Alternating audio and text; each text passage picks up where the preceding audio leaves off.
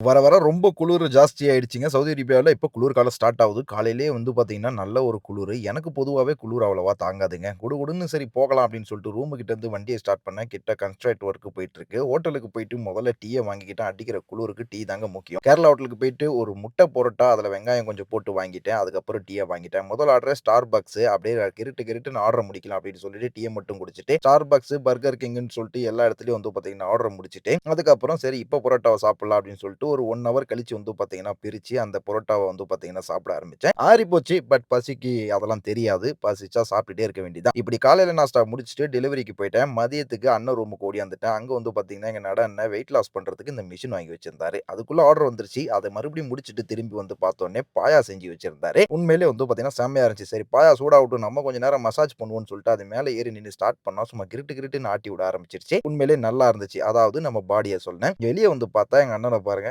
அவரு ஒரு மசாஜ் போட்டுக்கிட்டு இருக்காராம். சரி மசாஜ் போட்டு முடிச்ச உடனே நம்ம வந்து பார்த்தீங்கன்னா, நேரா அந்த பாயாவ எடுத்துட்டோம். "நட அண்ணா பாயா செஞ்சிருக்கேன் வந்து சாப்பிடுங்கன்னுச்சு." குபுசு கூட அந்த பாயாவ தொட்டு சாப்பிடும்போது உண்மையிலே அவ்வளோ சூப்பரா இருந்துச்சு. அத எடுத்து கிருட்டுன்னு முடிச்சோம். ஒரு நல்லி எலும்பு மாரி கிடந்துச்சு. குட்டியா ஆட்டோட பாயா. அத எடுத்து நல்லா கடிச்ச உடனே சுட சுட வந்து பார்த்தீங்கன்னா, ஒழுவவே ஆரம்பிச்சுருச்சு. அது கூடவே அண்ணனோட முதலாளி குனாஃபான்னு குடுத்திருந்தாங்க. அதையும் சாப்பிட்டுட்டு டியூட்டி கன்டின்யூ பண்ண கிளம்பியாச்சு.